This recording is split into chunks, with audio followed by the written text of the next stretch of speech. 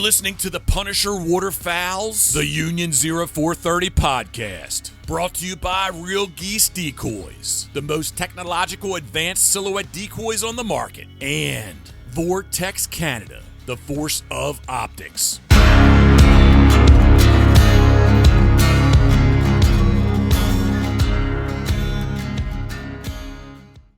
Hey, everybody. Welcome back. Happy New Year. Episode 127. It's been a couple weeks. I'm so glad to get back behind the mic. So glad to see Dave. And yeah, we got a guest, Brad Hurlebaus. In case you're wondering, his last name is German. I've been informed. So we finally we're back, everybody. We hope Dave and I and all the boys that are all wherever tonight. I know Philly is working. Mark had something come up late. Brian is God knows what, probably going over game camera pics of his duck pond. But we did want to wish you a very Merry Christmas and a Happy New Year, and hope that 2023 is just as amazing for you as what 2022 was. Now that that's all let it away, welcome back to the Union. We've got Brad Hurlebaus on with us tonight, and we're just going to dig through a whole pile of stuff. And Brad, I got to admit, or I got to say, I guess, there's a gold medal hockey game happening right now. Just to show how dedicated Dave and I are to this podcast and to sitting down and chatting with you, we're not watching this gold medal hockey game. And that's something that they tell you when you get baptized in Canada, that you don't ever miss hockey games. So you're a bit of a big deal. They put a couple drops of Gretzky sweat on you, and now you're a Christian. You're a Canadian Christian. Yeah. So you're pretty much a big deal right now. So, don't fuck up this show or anything, Brad, because it's going to be a barn fire. Guaranteed. Like, this is going to be one of the worst shows you've ever had. And you're going to be like, I should have watched hockey. Who was this jackass?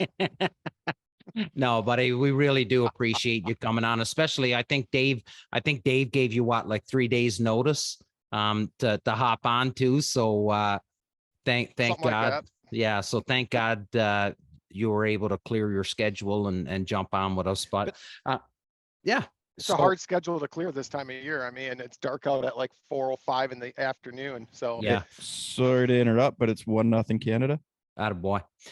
Thanks for the updates, ladies and gentlemen, especially to you non-hockey fans.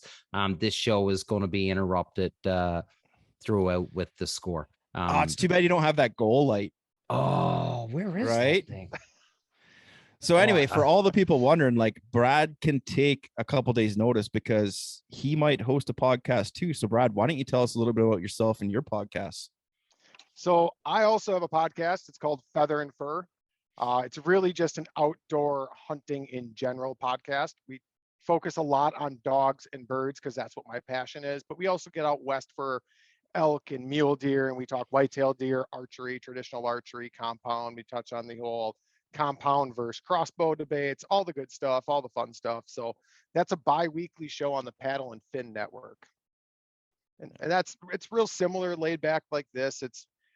I have some shows that are pretty topic specific. Like, I do some training shows with some really great dog trainers, and we stay focused and on point. But a lot of my shows are just two guys sharing stories like you'd find sitting around a fire somewhere at grouse camp or deer camp or whatever, duck camp.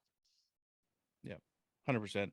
And it's a good show too, because you're learning, but you're also laughing. And that's kind of what we try to strive for here. So that's kind of where I thought, you know what, for the first show of 2023, Brad's going to fit in pretty well with us here. Right. So that's good.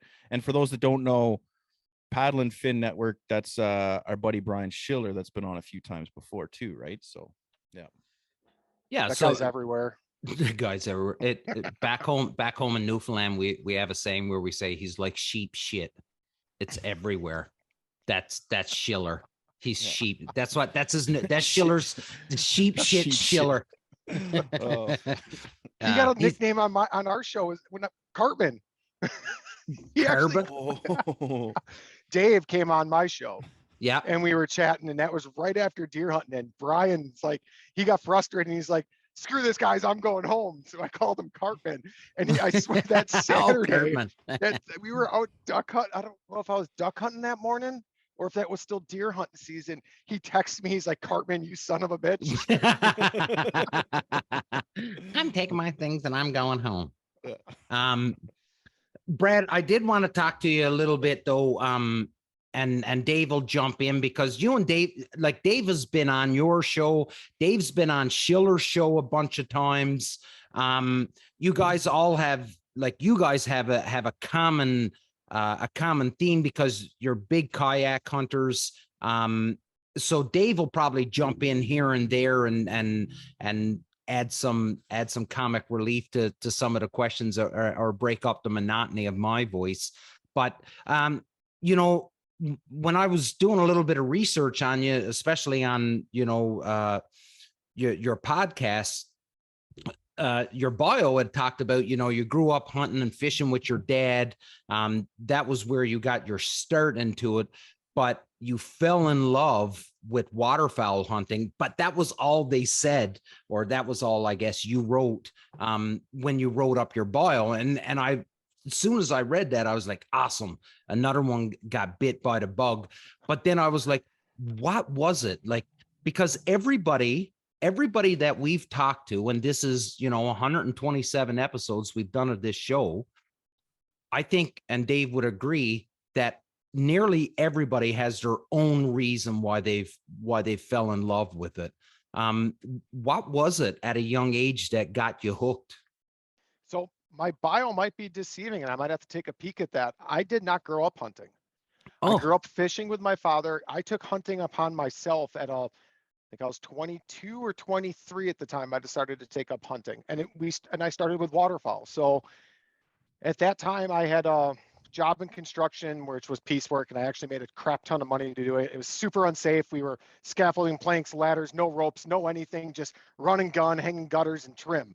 But it was paid a ton of money. So my fiance at the time, myself, her sister, and her sister's fiance rented a farmhouse, like just outside the city. I mean, so close to the city, like you could throw a rock into the city, but it was a farm, and we were able to hunt the farm. So we're out there partying all the time because, you know, we're all in our early 20s, and I rent a farmhouse, for crying out loud. We're grass dragging snowmobiles out back. We're getting trucks stuck in the mud. Like, it's ridiculous. Like, Boober. But as fall rolled in, the whole back corner of that would flood, and we just watched ducks and geese piling, and no one hunted it. And I looked at my buddy who he grew up deer hunting, but he never waterfowl hunt. I'm like, I got to go through hunter safety, and we got to figure out how to hunt these birds, because this is too easy. Yeah. Like, this is going to be stupid easy. Like, we're just going to do it. So and they look delicious. So tasty. I fucking hate you right now. Like, I just Dave rented or me? You, Brad. You Not rent the first time. You rent a place and you just got a honey hole of ducks and geese piling in. Oh. Pretty much. It set me up for real unrealistic expectations for the rest of my waterfowl hunting career. I can tell you that much. Yeah, I guess so.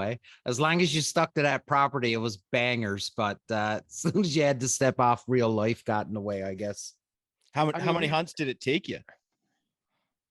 So that first season, like, crappy decoys, like, we were making good money, don't get me wrong, but at that point I hadn't, like, really been bit by the bug yet. So at that point I had an 04 SRT4 Neon, which I had a ton of work and ton of money into. I was into, like, fast cars, keggers at the farm, everything else. So we started slow, and, like, I bought really crappy silhouettes and, like, a dozen flambeau floaters that barely could float in that crappy, like, not crappy, but like 3-inch deep corner of that field that would flood. And the ducks were great. Like, as long as you were in that back corner, like, the ducks didn't care. Like, that's where they wanted to be. So just a little bit of decoys. The geese were more picky. The geese were definitely more picky, and we were better off not running those crappy silhouettes, which were literally brown with black heads. Like, there was no detail or anything. Like, they were just painted cardboard, basically. But the very end of this year, for Christmas, Like I got an early Christmas present before the season closed, and it was a dozen shells. And I remember going out there, and I'd been practicing a lot with a call at that point. And it was late season. Almost everything was frozen. There was a handful of birds around still. And I set out those dozen shells.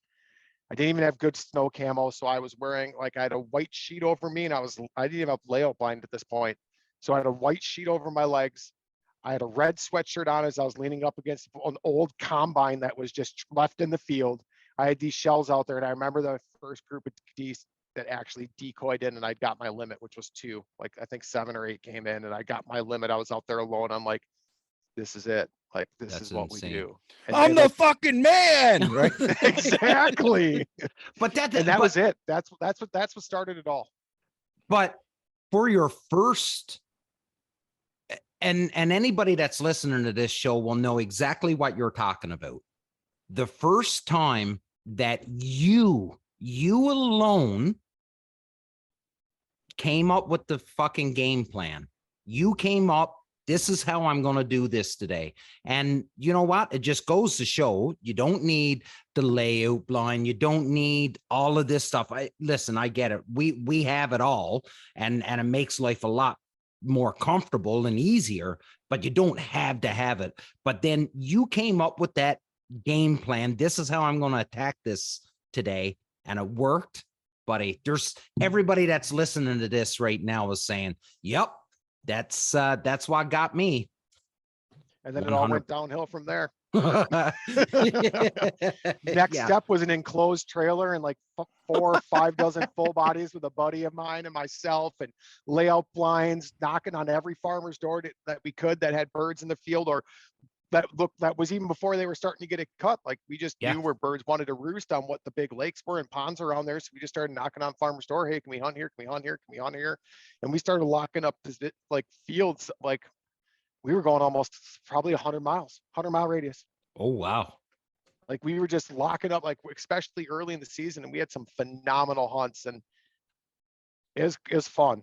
It was a good time. Like we really learned a lot. Made a ton of mistakes, had some phenomenal hunts. It was good. It was good. It was real good. That was back when I was real into field hunting. That's amazing. That's amazing. So getting back to, your podcast, and I know you said it's normally just a couple dudes that just sit around. And I remember when you and Dave were on, or when you had Dave on as a guest, and it really is just you and a dude just hanging out, shooting the shit.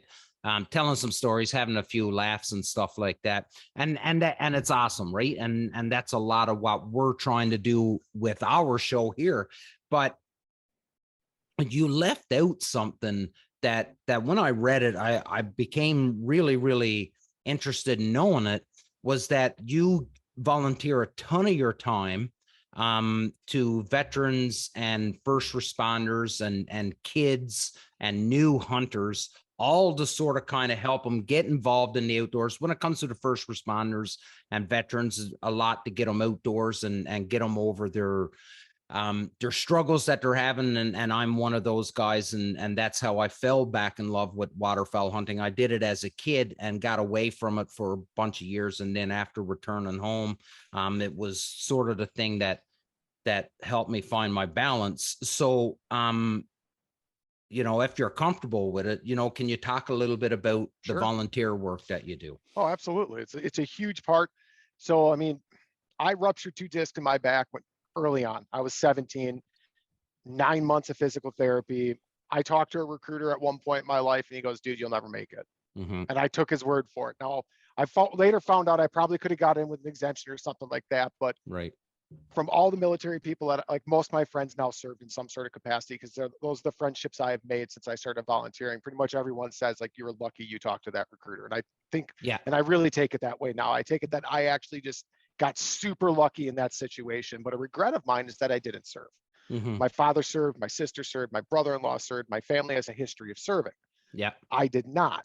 Yeah. So now I do my best to give back to those who did. So I volunteer as much time, like I volunteer a lot of time in fall, also in spring and summer for kayaking and kayak fishing. I'm the South Central program coordinator for Heroes on the Wisconsin. Holy cow. Let's try that again after another beer. I'm the South Central Program Coordinator for Wisconsin Hero Outdoors. Wow. And we're a nonprofit that takes veterans out kayaking, fishing, not so much with hunting because of insurance reasons, but we're working on some plans there for that. The plan is actually, I'm starting my own guide service to take veterans out hunting. Is what the plan's going to be. So I will be self-insured as a guide moving forward by next year. The one piece I'm waiting on is to get my captain's license. I need my Coast Guard captain's license. Right. Which I'll do that this winter. It's 60 hours of coursework. So probably should get started on that as it's already January. But that's going to allow us to really open up that next door, which I'm really passionate about, is introducing veterans and first responders to hunting and fish, to hunting in the outdoors in fall. I do that not through any groups though. Right. So I've met multiple veterans that I have taken the time to mentor and teach them how to waterfowl hunt, and have taken them upland hunting behind my dog, and introduced them to grouse hunting and woodcock hunting and pheasant hunting, and of course the waterfowl hunting. And I still take them out quite a bit because I have equipment that they don't. I have a mud boat that can hunt 4 people out of it. I've got extra kayaks and things like that. So I'm able to provide the gear to get them out if they don't have it. I have spare shotguns. I pretty much can take, I'm not a guide, but I get. Right. No, I get it, buddy. And you know, and I know you've heard it a million times, because I know that all those guys are super thankful, and they've given you to prop you up and said thanks and all that stuff. But you have no idea how much it means. And I'm sure there's some fellas that, you know, they come out and it's, you crack their shell, right? And they're able to be themselves again, and start to bring back a little piece of themselves each time they get outdoors. And so what you're doing, don't ever think what you're doing is nothing. Because I know a lot of people that do this sort of thing, they tend to say, well, I'm just doing something to give thanks for what they done, right? But don't sell yourself short, because it is a very, very big deal, and something that's very much appreciated in the veteran community. You know, and it's not just an outing. Like, that's not what my goal is for this. Right. Like, I don't want big group outings. That's not my passion for it. My passion is the mentorship.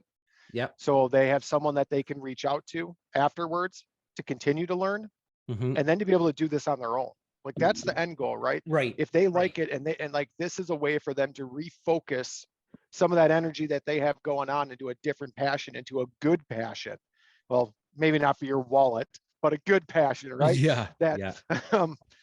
It's kind of like that guy that like gives the drug addict his first bump of cocaine, right? It's like, shit, you know, hey, let's go duck hunting.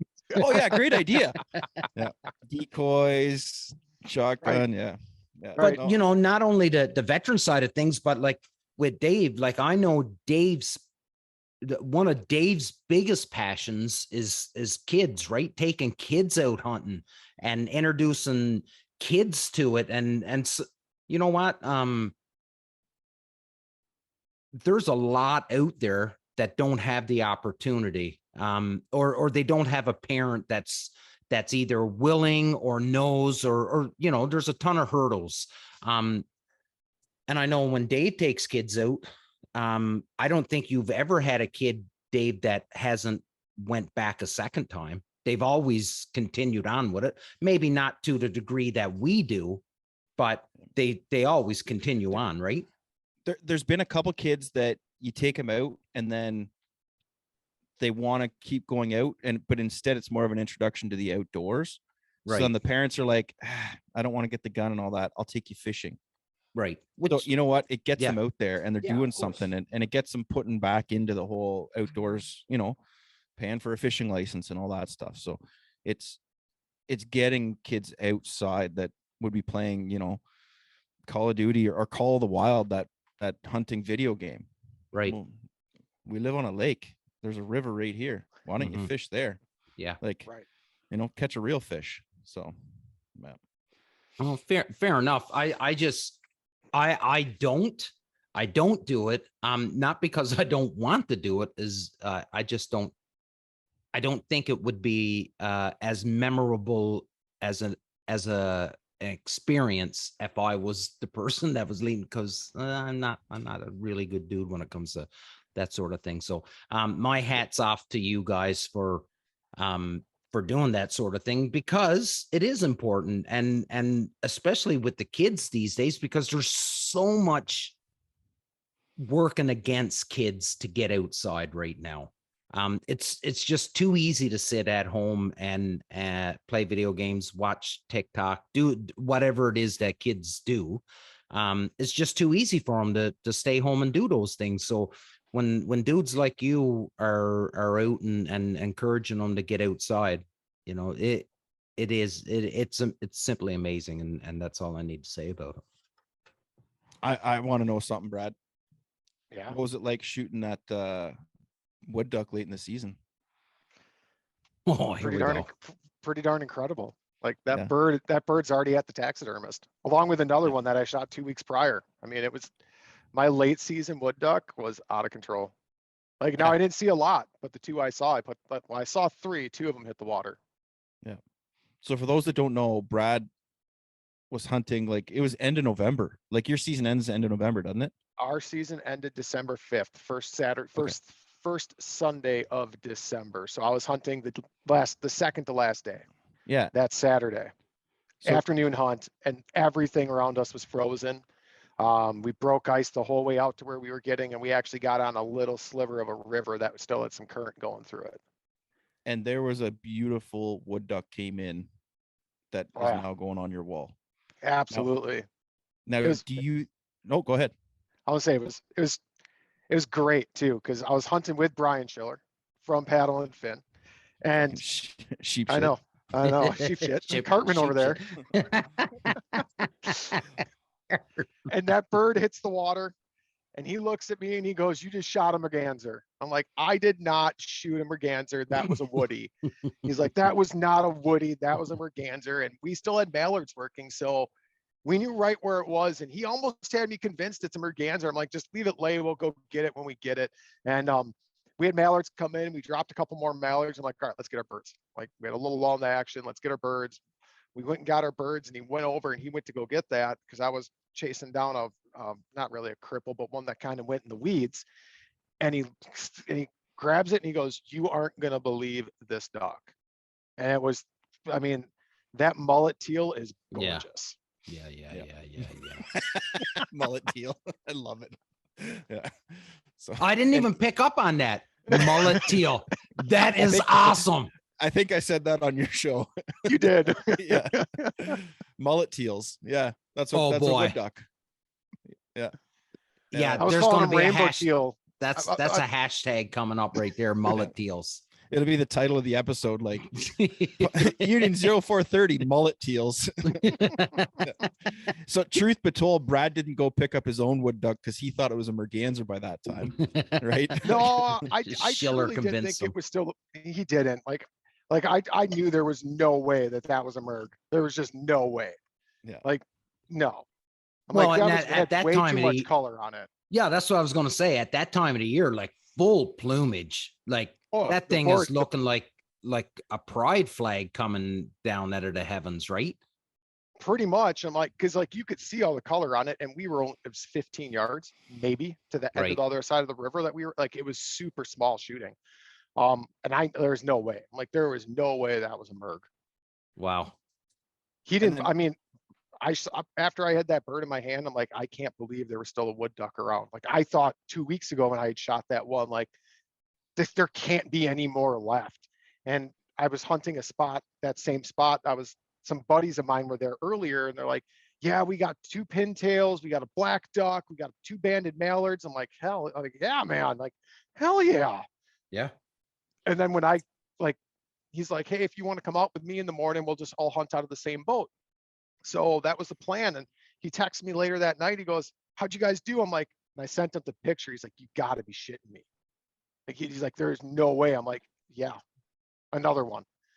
Like, that's a bad thing. Yeah, another late season wood duck. So more money at the taxidermist is really what it is. I'm trying to figure out, sorry, Dave, I cut you off. I'm trying to No. figure out when we were still seeing wood ducks up here. So we were seeing them laid up here as well. Go Dave. Look at Veerman's posts when he shot that teal. Like that teal had to be, it was pretty late there, right? Yeah. But no, I remember Brad sent me the message with the first wood duck, and I was like, holy shit, that's like, when did you shoot this? Thinking they've been gone for months, right? Yeah. And he's like, this morning. And I was like, holy shit. And then like 2 weeks later, he sends me another picture, and I'm like, yeah, dude, I already saw this from 2 weeks ago. Rub it in. I can't hunt. Mr. Mullet Teal, congrats. And he's like, no, that was today. And I'm like, what? Another one? Like, insane. Yeah, it was ridiculous. And it looked beautiful, like nicely plumed out. And yeah, it kind of had me wondering, like, number one, what was that bird still doing there? But like, has things kind of shifted? Like, what's going on? We've been saying it for a couple of years now, like, birds are late. At some point, we got to start wondering, are they going to stay late? Is it going to come back? Like, what's going on? It's got to, man. Like, and I'm no rocket, like, I'm not going to apply rocket appliances to this. But there has to be, we know that climate change is a real thing. I don't think the term global warming is something that's used anymore, but they use climate change now. There is a shift. Like, we're seeing wonky birds. Like, there's a dude not far from me last year shot cinnamon teal. Like, that is so unheard of.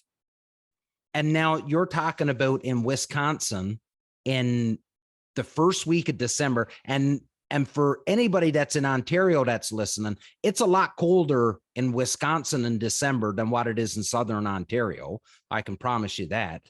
And you're talking the first week of December, you're still shooting wood duck in Wisconsin. So there has to be something to it, that the birds are leaving. And I'd say it was mid-November when Jason Sear and I were still hunting wood ducks here. And that never happens. But here we are, it's December or January the 4th today, January the 4th. Yeah. And it's like 8 degrees here. So what's that? 8 degrees. What's that? Like 50 degrees Fahrenheit, I think, something like that, somewhere around there.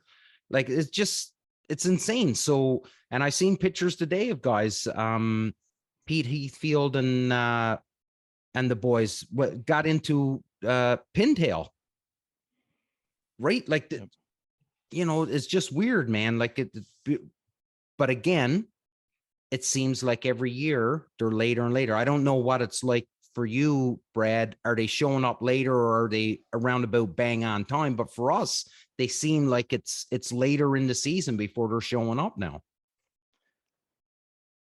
Hard to say. I wouldn't necessarily, like, it depends who you talk to. A lot of guys say we never got our second push yet, and they're still north of us, which that's unrealistic. I mean, that's just unrealistic. We get weird weather swings though. So this year we locked up in November. Right. Like, we locked up and had quite a bit of ice around here. Like, there was guys out ice fishing in late November. Like, we locked up and then we opened back up. So, I mean, we locked up early. Like, I have video. So it was the weekend of gun deer is what it was. So that's the Saturday before Thanksgiving for us is what that is. So what would that have been? The 18th, maybe? I'll jump back on a calendar here. So we talked. So the 19th was our opening of gun deer, right? I shot my deer that morning. I'm like, back to waterfowl hunting, and it got cold that night. No wind. So I had off that entire week, the 21st through the 26th. I was going through the 27th. I was going to go to the Mississippi River. I was going to go somewhere. And I'm like, I'm going to hunt birds. And I went out scouting on the 20th or the 21st. I remember it was Sunday. And the Wisconsin River, which has quite a bit of current, was a slushsicle. Everything locked up overnight. Wow. I mean, we had thousands of birds and they were gone. Like, everything locked up, and there was guys going out in mud boats up the river through all the slush, and they're like, you can get your boat's going to be fine. I'm like, yeah, but how do I set decoys? Yeah. Like, what am I going to do? Like this doesn't work. Like, yeah, you guys got, I can run the river, but what good is that? Yeah. So, but that towards the middle of that week, it got really warm again. And we were able to, like, things opened back up, the river cleaned up, and that was that Wednesday I shot that one wood duck, or Thursday, I think it was Wednesday, Tuesday or Wednesday I shot that wood duck. We had Tuesday, because Wednesday I had a really good mallard hunt out there as things started to just open up, but a lot was still frozen. The mallards worked amazing. And that was the best hunt of the year until I had that the last day of the hunt. But we had a great mallard hunt that morning. The birds worked awesome. We were on this little inlet off the river with just enough current to keep the ice out of our way where we'd broken the ice, and the birds worked great. And then we had a crap ton of birds coming for the last week, which is pretty standard. But like I said, that Saturday, Brian and I were out. We have video of thousands of birds in this marsh, thousands of birds. He's got videos of the sky black. Wow. We broke ice to get out there Sunday morning. We kicked up maybe a 16th of them. They took off overnight, like everything locked up, and they took off again overnight. So when we get into those later years, where I'm really getting at with this, like to the later time, like if we get early lockup, the birds skip us. Right. I truly believe that the bird, I know, like you see studies of GPS transmitters, these birds travel thousands of miles, like without ever touching the ground, right? Yeah. Yeah. So we get an early lockup and we get a hard lockup and they push, they'll go right past us into Southern Illinois. They don't mind. They don't care. Like Right. if there's no water for them to roost, they're not staying no matter how much food's here. I've never experienced it here, Dave. I don't know if you have, but now this just popped in my head listening to you chat. Is there the possibility of this reverse migration? You know, when you say that everything locked up early and then, you know, you start seeing so let's take, for example, the wood duck, right? Is it possible that you experience somewhat of a reverse migration? I know nothing about a reverse migration, so I have no idea about anything on it. But is it a possibility? I'm confident. I'm confident it happened with the geese this year. Yeah. So like for those that don't know, like I hunted one day this year and I just couldn't get into it. Like my first day of hunting really was November 22nd, like the end of November. And it was like, you know what? I missed all the scouting. I missed figuring out the birds this year. I'm just going to take the rest of the year off, heal up, and pound them next year.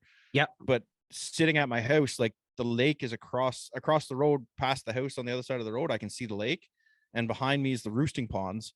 And when it froze up, all the birds were gone. And then a couple days later, I was off work still, and I was off work then, and I could see, like, as soon as the ponds opened back up, there was birds coming back in. So I don't think that they were migrating from the north. I think they were coming back a little bit. I'm fairly certain of it. Yeah. And it could very well be, especially here in Southern Ontario, because like we locked up fairly early as well, Brad. Like we our small water, not our big water. So like Lake Ontario, obviously not. But any of our big ponds or lakes, they didn't lock up, but our smaller ponds and the little brooks and streams, that all locked up fairly early, right? So I would say, you know, that mid-November timeframe. But then it warmed up. We lost all of that. I done a video there where we were out cutting grass in like middle of November and wearing t-shirts. So it was weird, right? Like, but to your point, when you're talking about them skipping you, I think that's what happened to us last year. I think we locked up early last year, which we did. And I think our big push of birds just skipped right over us and just continued south. And that's why we didn't have the end of the season like we normally do last year. And I think people always remember the end of the season as well. I truly believe that. So end of the season, normally you have less water. You just in general have less water because it's normally cold enough out in Wisconsin where you're breaking ice at the end of the season. We were this year. So you have less water, which concentrates the birds. So I think that really throws people. And then after hunting season, you have even less water. So you see these huge pockets of birds. And True. Everyone's like, oh, we missed the migration. Oh, our season needs to go later. I really don't think so. I truly think, and like what I've read in studies and what I've read from different migration patterns and everything else. Most of our migration happens in October and beginning of November in Wisconsin. But the big thing that but everything's open for water. You've got tons of hunting pressure, and it keeps the birds from getting into huge rafts and pocketing up like what you see after the season closes, because now you've got 300 mallards sitting in the little bit of open water and no one's shooting at it, so they stay there all day. Like, it gives this weird false impression of, holy cow, we have a ton of birds, which we really don't. The birds are just centralized and they don't fly away because they don't have to. Right. Yeah. So geographically, Wisconsin would be under, say, Saskatchewan, Manitoba, right? Wisconsin's not under Alberta, correct? I got to look at a map. Because I think, are you talking provinces here? Like, what are you? Yeah. Sorry, no, buddy. I know your province. I don't know a map that good. I believe. Oh boy, I don't world map. Because and the reason why I'm saying it is because, so where you guys are, like, directly above Michigan, right? So I'm directly above New York. You're directly above New York. I'm way farther west than that. I am directly above Ontario.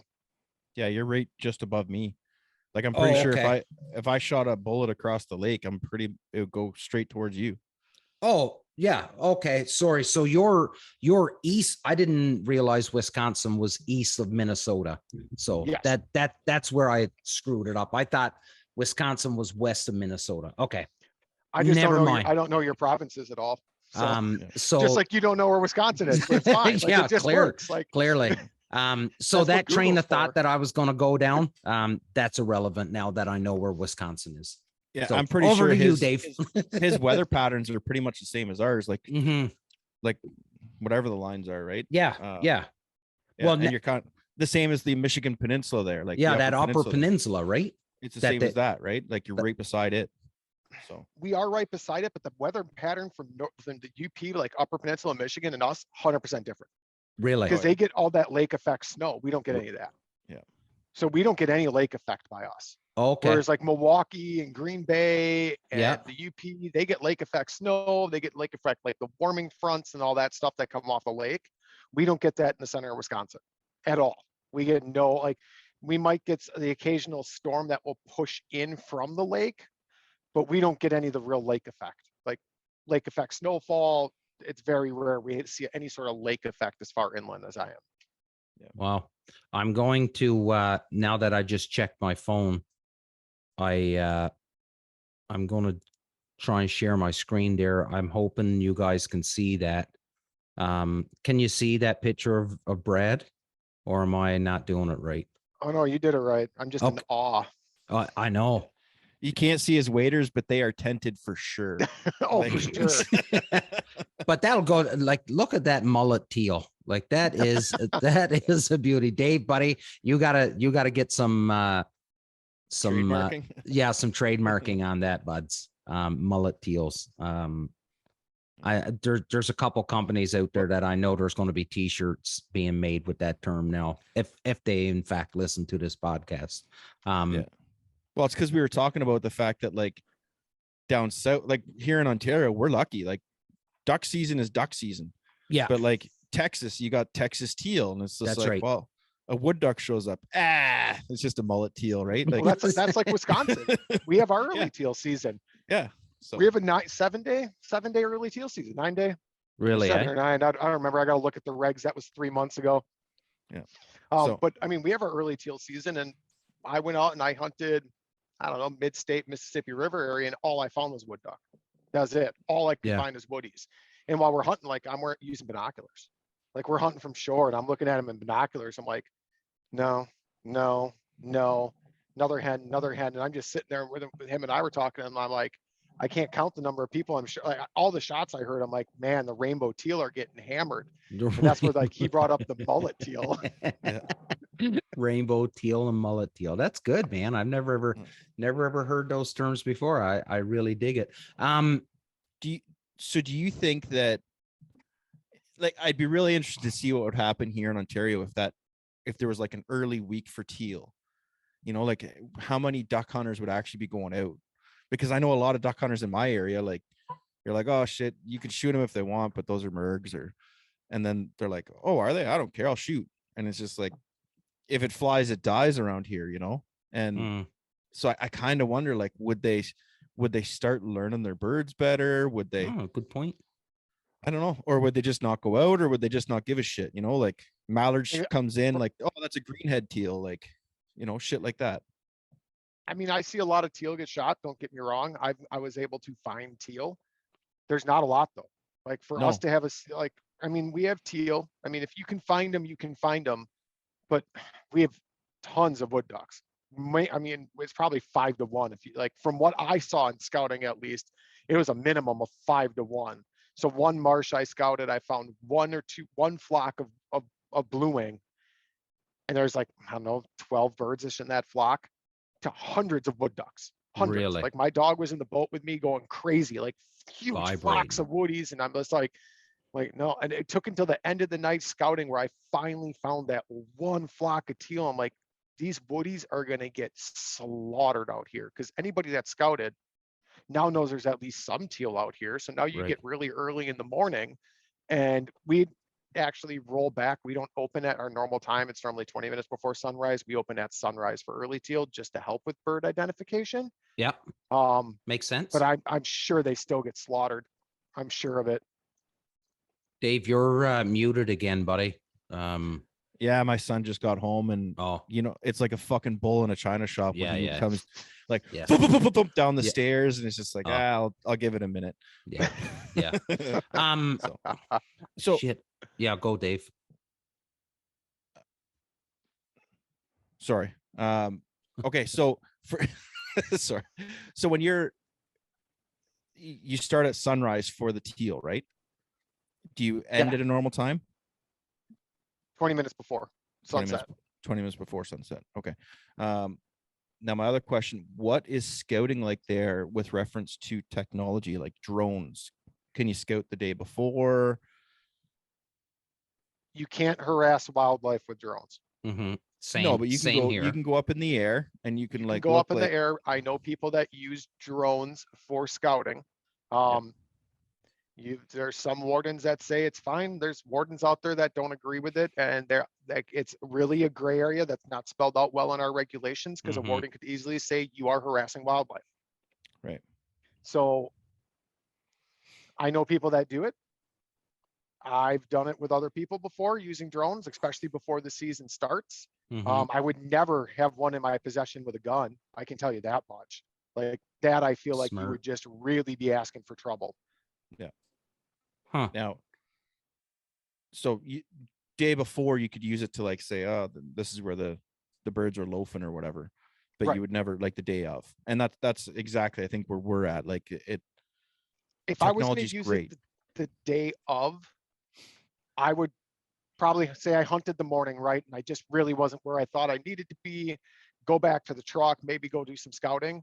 Like I would make sure like I'm not in hunting attire. If I threw the boat back in the water to like get farther out there and then toss the drone in the air, I'd make sure I didn't have like my shotguns on me. I wouldn't have decoys probably on me. Like I would make it very clear that if I ran into a warden, we are not hunting. Right. That's how I would approach it. Like most wardens, like I know quite a few of them. I have phone numbers in my phone. Like I talk to them, like they know they can call me. Like I have thermal for hunting coyotes, and I have a mud boat that I'm willing to tear through the ice. Like they all know, like you guys need more guys out there to do like search and rescue or something, call me. Like I have equipment that's probably better than half of yours. Yeah. Right. So call me. Like it's fine. Like don't hesitate, because the more people out there, the sooner, the better. Right. Yeah. So I'm confident that I probably wouldn't get much more than a hand slap. Like, but the thing is, like, it's such a gray area. I don't even want to take part in it.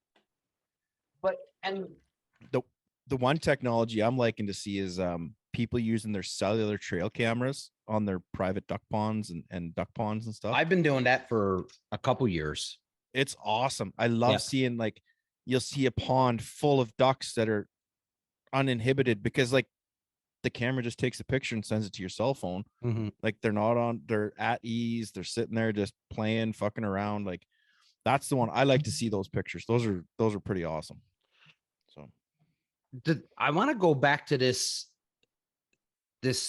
idea of you know, if you're going to use your drone, how you're going to eliminate any chance that a warden is going to say you're trying to use this tool to push birds into you so that you could kill them, right? Right.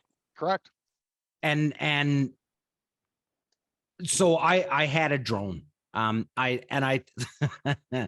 had a drone. And I took it out. My buddy and I, we were out hunting. We found this nice little honey hole.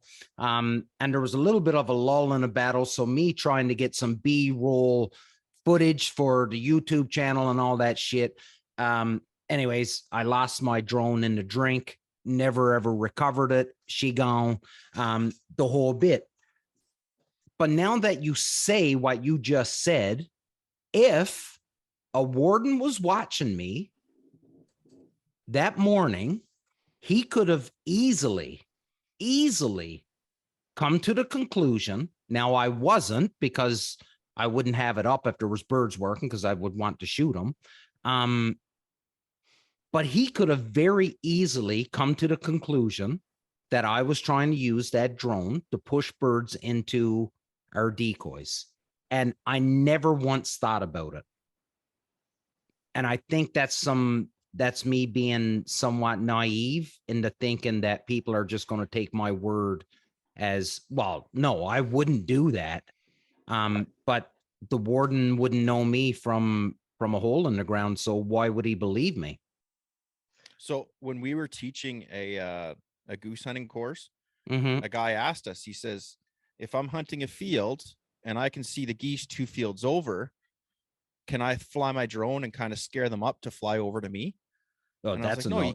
That's a no, right? Like, you can't do that. I would think so. And I'm like, I wouldn't think to do that. Like, Right. But then I thought in my head, like, you know, there's a property here. It's just inside the town border, and no one's allowed to hunt it. It's perfect. And I was like, you know, what would be great is if I had, you know, those like, hook up a generator with one of those like big blow up things where the arms go up. I was like, put that fucker out there and then the birds won't land there anymore. Right. So what's the difference? Right. Well, okay. So that inflatable fucking thing that you set up in the middle of the field. So here's what's the difference in that? Then you hear stories of fellas going and staking a field, putting a garbage bag out there so that birds won't land in it. Do you know what I mean? Like, I guess, well, that I can argue that two difference. One, you're using a drone to try to keep birds working in the air and a chance to bring them into your decoys. Yeah. The other one is you're trying to prevent birds from landing somewhere. You're not necessarily, like, you can't control where they're going to go after that.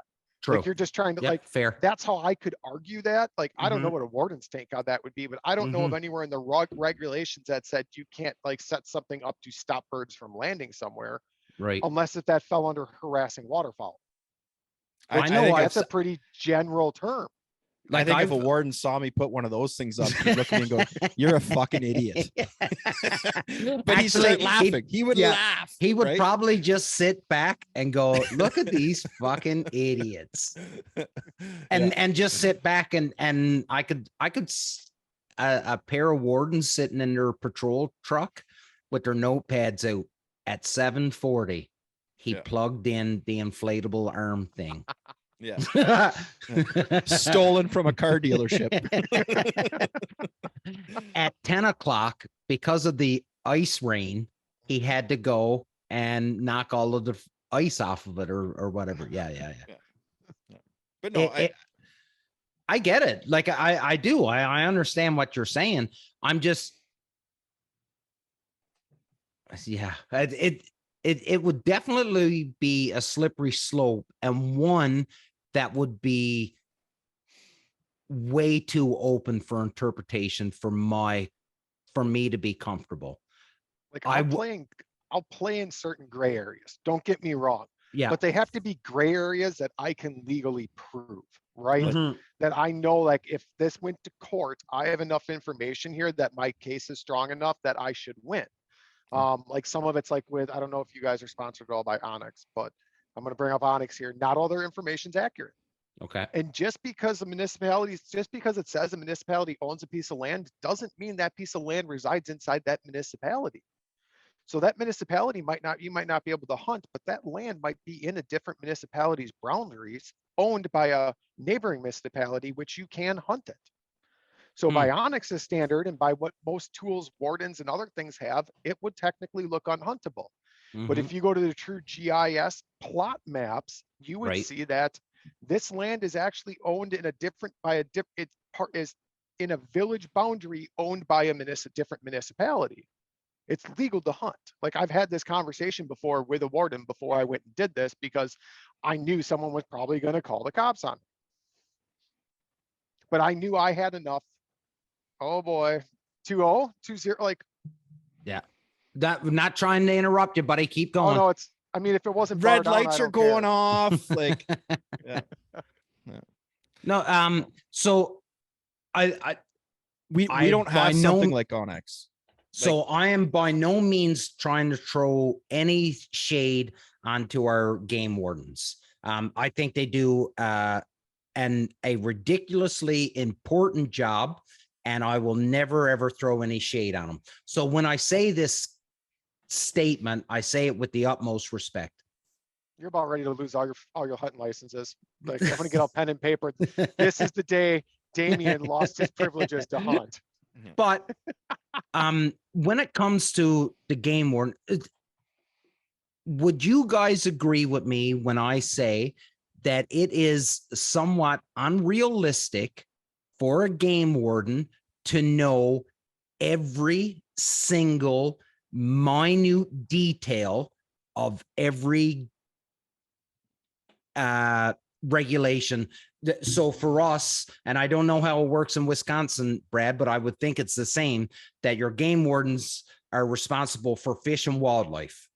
So every fish, every game species that's out there, they have to know all of the regulations for everything, or they're expected to, I guess, right?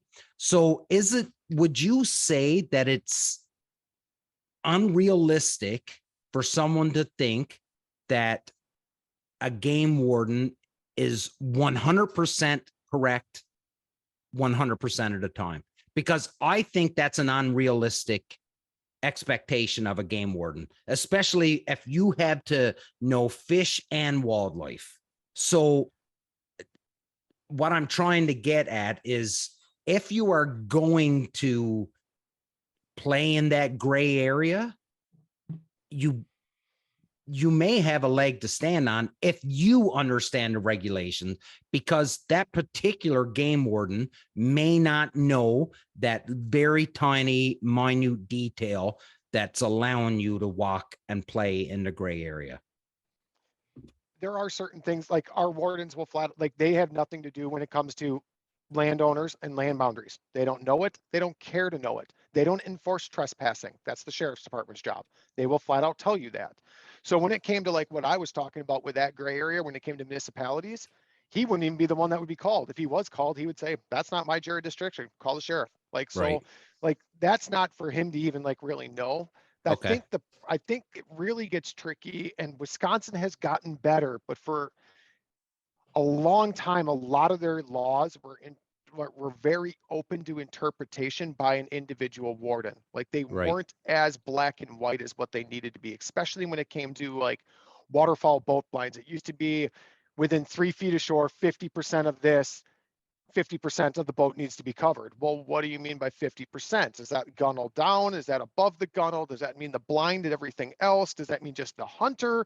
Like, what does that mean? And each warning could kind of like be like, well, I think it means this, or I think Right. it means this. Whereas now they've done a better job saying it's got to be like above the gunnel, and they've kind of spelled it out more, making it so it is more black and white. And I Yep. really think that's where it gets tricky, because Right. there are still laws that are up to interpretation by individual wardens, and all the wardens I've met and talked to in Wisconsin have been amazing. Like, I've had Yeah. multiple phone conversations with them. I've talked like in person with them. We talk dogs, we talk hunting, like we have like full on conversations, and we chat. And I didn't know any of them beforehand. It's not like I would somehow, like, nobody in my family's a warden. Like, my father was a police officer, but he's been passed away for 20 years. He didn't introduce me to any of the wardens my age, right?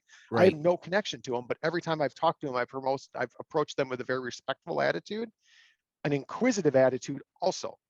And I Mhm. know that's kind of different. Like, I wasn't defensive or anything like that. It's always been inquisitive. So it's been a respectful and inquisitive attitude is how I can put it. So I follow what they want to know. Like, they want to see my license, they want to check my gun, everything else. course. But then afterwards I'm inquisitive, where I'm like, hey, I saw this. What, or hey, this regulation here, like, what's your take on it? Like, opening a dialogue and opening a conversation to, like, get their opinion on something, or like, and I feel like it's just established better relationships. Of course. So I've never had that situation where I've had a warden who's just been like, maybe I've always caught him in good moods, right? And I've never had that one that was in a super bad mood, or I can de-escalate well enough bad moods to turn the situation around. I mean, I remember one conversation I had with a federal fish and wildlife officer, and like, we were chatting. He's like, I just got off the Mississippi River. He goes, how'd you guys do? I'm like, terrible. Terrible. We had one opportunity to bird and we didn't even get a chance. We weren't even fast enough. We Yeah. were sleeping on it. We were just chatting we were chatting. I got the boat out of the water. I went to put the cover back and I stopped him, like, hey, do you want to, like, check our guns or anything? He goes, you've been so honest with me, man. He's like, no, you guys are good. Yeah. So I feel like your approach has everything to do with it. Oh, And I know we 100%. totally sidetracked this. No, No, that's fine. They 100% have seen the people that try to pull shit on them, right? And the people that try to hide shit, like, their radar gets up. That's when you start, like, okay, give me your gun. Yeah. Yeah. Well, no Put the different little than a police fucking- officer, right? Yeah. Right. Like, so, and the other thing, I don't know if it's the same down where you are, but up here, anyone that can understand the hunting and fishing regulations has to be a fucking genius up here. Because holy shit. Yeah. Yeah. I'm not But- stupid, but that's fucking rocket appliance. That's for sure. Yeah, but again, right? Like, they are human beings, and what's that old saying? You'll attract more bees with honey than you will vinegar, right? So, like, if the first words out of your mouth is like, what the fuck do you want? Chances are your conversation is gonna be very one-sided, and it's not going to be on your side, right? So like I said, I've got nothing but the utmost respect for him. I tried to be a warden before I joined the Army. That's what I went to college for, but obviously I didn't make the cut. But they are human beings, right? And you're right, Dave. Like, they've been around long enough to know who the asshats are and who's trying to hide something, right? Like, they're not idiots either. But again, what started us down this path was, I think it's unreal. It's an unrealistic expectation. I know in a perfect world, every game warden would know the law like the back of their hand. But I think there's so many gray areas, like you said, Brad. It's just an unrealistic expectation for them to know every little single nuance that there is in the hunting and fishing regs. That's my opinion. So I think I'm not sure on that, to be honest. Like, I No? think it depends how well the regulations are written, because that's what they do. Like, so during fishing, like, or if they're going to be looking at, like, our regulations don't necessarily change that much year to year. right. So, I mean, unless if this is their first or second year, they've been around the block a time or two. They're going to know you can't have more than 3 baits out. They're going to know that. Like, that's a little nuance. Like, you can't have more than 3 baits, and that includes more than 3 lures on the same line. Like, you can only have 3 baits out, period. Like, you have 3 on one line, you can't have a second line. Like, they're going to know all those little tricky things like that because they've done it for long enough. Now, does everyone really maybe necessarily remember, like, can you shoot 1 bluebill or 2 bluebill this time of year at the split? Maybe not, but I'm sure that just like duck hunters can't, they look at the regulations. You know what I mean? Like, Yeah. when it comes to things like that, like those weird nuances that, like, maybe season, like bluebills for us, like at one point of the year, it's 1 bird a day. Yeah. Then for a section, it's 2 birds a day. Then it goes back to 1 bird a day. Right. So, But like, things like that. But as a hunter, you know that. because this is what I know that I'm allowed to shoot one black duck a day. I know I'm allowed to, I know what my bag limit is. I know what I'm allowed to have. Because that is the targeted species that's my main goal. I am all in on duck hunting. A fella, and I guess we have to preface this with, in Canada, we don't have the same numbers or the same pressure of duck hunters as you do in the States, right? So I would think that waterfowl is the least of fishing and big game, right? Sure. So for a game warden that's in the area that I'm in, which isn't a huge waterfowling center, it's mostly deer hunters and people that fish, he would probably know the deer hunting regs and bass fishing regs, but he may not know the fact that I'm only allowed one black duck. I know it, but he may not know it. And that's sort of the kind of thing that I'm getting at. But I understand what you're saying as well. I think it all comes down to individuals too, right? Like we can't, like, I don't want to stereotype, like, and like, I don't like stereotyping like anyone, obviously, right? But like, I'm sure you have some wardens that are just kind of like, you know what, this is pretty much what I normally enforce. If I'm going to go try to plane something I'm not used to, I might grab my regulation book and read about it before I go up to the guy. Where I'm sure there's other ones out there that take their job, like they know waterfowl season's coming up, they're studying it. So they're on top of it. They know deer hunting starting to come up, like archery hunting. They look at the archery hunting regs. Then gun deer season rolls around. They know what those, like, it's not hard. I mean, I kind of look at it from like my position. Like, I know dozens upon dozens of our SOPs for my work that are super intricate and super technical. And I know thousands of part numbers that I've memorized because this is what I do day in and day out. And that's what they do day in and day out. Like, they're enforcing these laws and they're looking at these regulations. Like, that stuff's just going to stick, I think. Yeah, fair. And all the major stuff too, like the 3 shells and the gun and stuff. Right. They're going to know all the major stuff that's stuff easily to look at. Yeah. And then if they find something, that's when it's the whole, like, you fucked around and now we're going to really find out. Yeah. Right. Yeah. Right. So. Well, boys, we've been 60 minutes, and Brad, there's a goddamn gold medal hockey game going on right now. This is one of those conversations we could have been going for like 2 friggin' hours. Well, yeah, it was a hockey game. Yeah. No, but it is a great conversation, and I'd love to be able to get a game warden on. And I've reached out a couple times, but and I understand their reluctance. I do. I know there's a couple game wardens that have listened to this and they listen to this. And I think that the scary part is that they're like, oh, they're going to blindside me with something stupid. That's right. Listen, and I totally get it. Right. And I get it too. Yeah, I do. I totally understand their reluctance, because you know that if they fuck up one little thing, the millions of people that listen to this podcast are they're gonna take it as gospel, right? Yeah, for sure.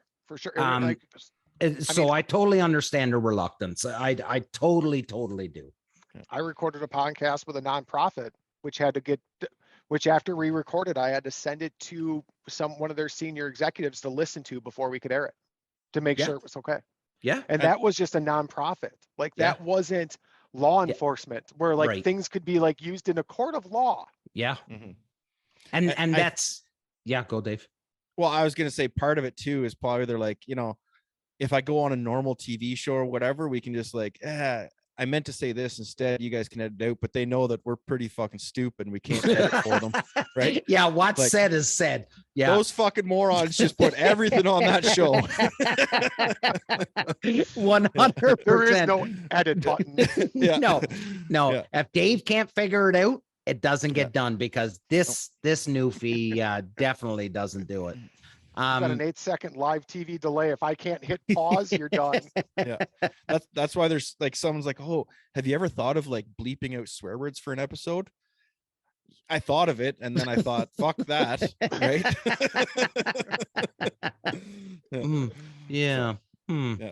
Okay, fellas, Brad, buddy, thank you so much for coming on. This was a great episode. It really was. And as usual, we were all over the place, which I think goes along with what you do, Brad. And it just makes for a great show.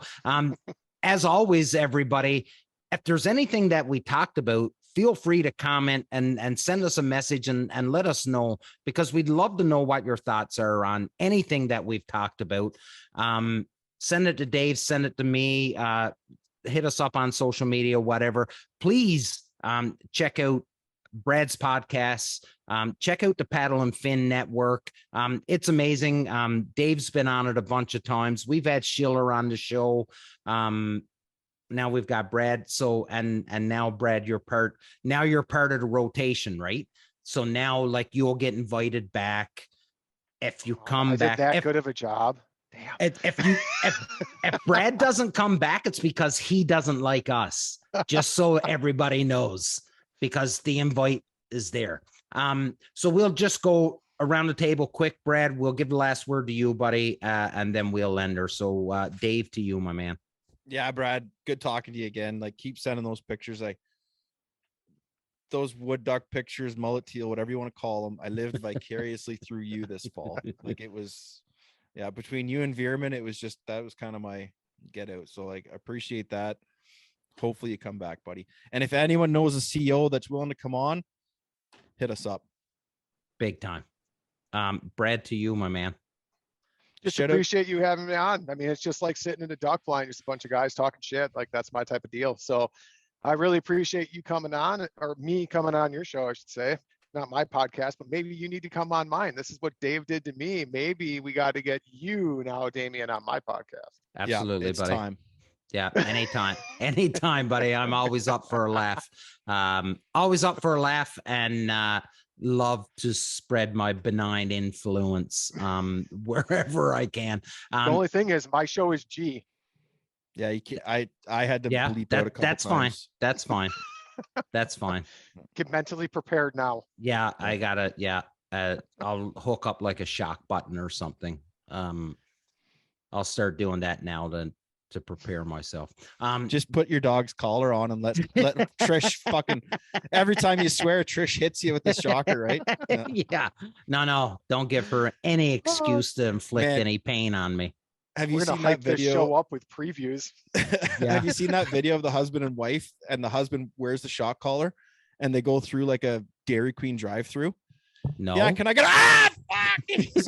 No. It's gold. It is gold. She's just shocking him every 2 words, right? Oh, don't ever give your woman that opportunity. Not mine, anyways. I don't know what your relationships are, but mine would definitely take any chance she gets to inflict any pain. Brad, buddy, I really, really do mean it. Thank you so much for coming on. There is an open invite for you anytime. Do not wait. Trust me, we will reach out to you to come on. But if you ever want to jump on, there's something that you think you would love to discuss with our listeners, please do not hesitate to reach out to us. We'll get you into the queue, and we'll do another banger of a show. It would have been really cool if the boys were on tonight, because we would have been going forever on some of these topics if the boys were here. So you get the boys together, I'll get Schiller together. We'll all come on. And oh boy, yes. I don't know if my bandwidth can handle all of that though. That's insane. Okay, ladies and gentlemen, episode 127 of the Union 0430. We are as advertised. We will never pretend to be anybody that we're not. We're not experts. We're a bunch of friends that love one another's company, shooting the shit, having a laugh, and trying to influence the waterfowling world. Until next time, big love. Surround yourself with good people.